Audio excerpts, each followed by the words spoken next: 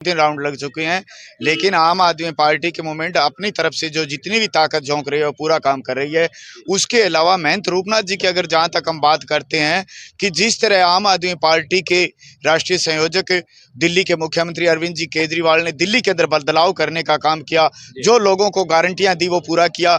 उसी के तहत देखो पंजाब के अंदर जितने भी किसानों की वो काला कानून लेके आई भारतीय जनता पार्टी, उसका विरोध करने के लिए जब दिल्ली में पहुंचे तो सभी प्रदेशों के सभी किसानों का भाई साथ दिया। दिल्ली के मुख्यमंत्री अरविंद जी केजरीवाल ने तो उनका समर्थन को सहयोग को समझकर भाई पंजाब की जनता ने बताई है कि जो पिछले चुनाव के अंदर 112 में से 112 सीटों में से 92 सीट देने का काम पंजाब की जनता ने किया। और जो गारंटियां पंजाब के अंदर दी उसके अंदर देखो जो 300 यूनिट महीने की लाइट फ्री की थी, तो आज के अपने जो राजस्थान के बिल के हिसाब से बात करते हैं 600 यूनिट बिल के पीछे हो गई, वो काम किया। और जो बेरोजगार भाइयों को गारंटी दी कि जितने बेरोजगार भाई हैं उनके लिए मैं अलग अलग वैकेंसी निकालूंगा, तो 26,500 मुख्यमंत्री बनने के 3 दिन बाद वैकेंसी निकाली और अलग अलग डिपार्टमेंट के अंदर पेपर करवाए। जो राजस्थान के उस अंदर क्या हुआ है कि जो पिछली सरकार ने भारतीय जनता पार्टी की सरकार में 14 पेपर लीक हुए और कांग्रेस की सरकार में 16 पेपर लीक हुए, लेकिन यहाँ पर उन बेरोजगार भाइयों की कोई सुनाई नहीं हुई।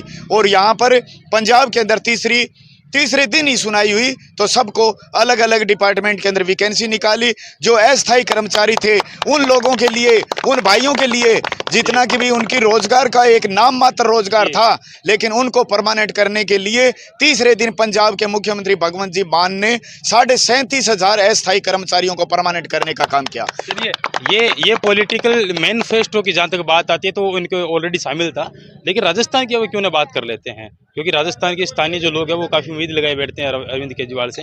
कोई मैनिफेस्टो जारी नहीं हुआ, कोई बड़े स्टार प्रचारक के राजस्थान में नहीं आया अभी तक। इसके पीछे मेन वजह क्या रही होगी? 200 विधानसभा सीट है, दावा किया जा रहा था कि 200 विधानसभाओं पर उम्मीदवारी जताएंगे, लेकिन सिर्फ 86 ही आवेदन आए हैं। ऐसा है जी, क्योंकि जो राष्ट्रीय कमेटी जो फैसला लेती है वो बड़ा सोच समझ कर लेती है, और जो उनके जो फैसले हैं वो उचित होते हैं, अनुचित नहीं होते हैं। लेकिन जो आपने देखा कि जो भारतीय जनता पार्टी की जो एक अपनी जो दोनों हाथों के अंदर ये लड़ियां रखते हैं ना कि जब चाहे उसको छोड़ दे, जब चाहे उसको पकड़ ले।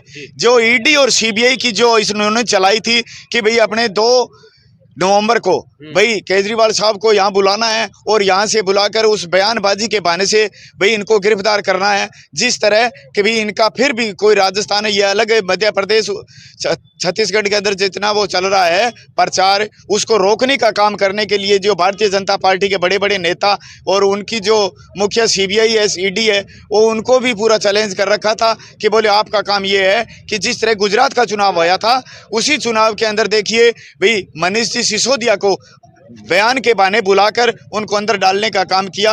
यही प्लानिंग इनकी थी, लेकिन जो पार्टी ने जो समझा कि अपने चुनाव के प्रति और भाई दिल्ली के अंदर जो अभी पूरे भारत के अंदर अपना दीपावली का त्यौहार था, उस त्यौहार को देखकर भाई जनता के पीछे अपना जनता का जो काम है वो करना जरूरी है, न कि ईडीआई और सीबीआई का, क्योंकि ये तो एक इनकी।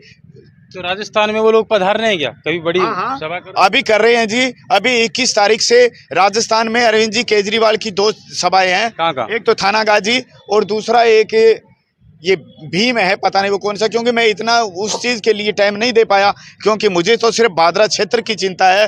बादरा में आएंगे क्या कोई बड़ा लीडर? बादरा के अंदर अब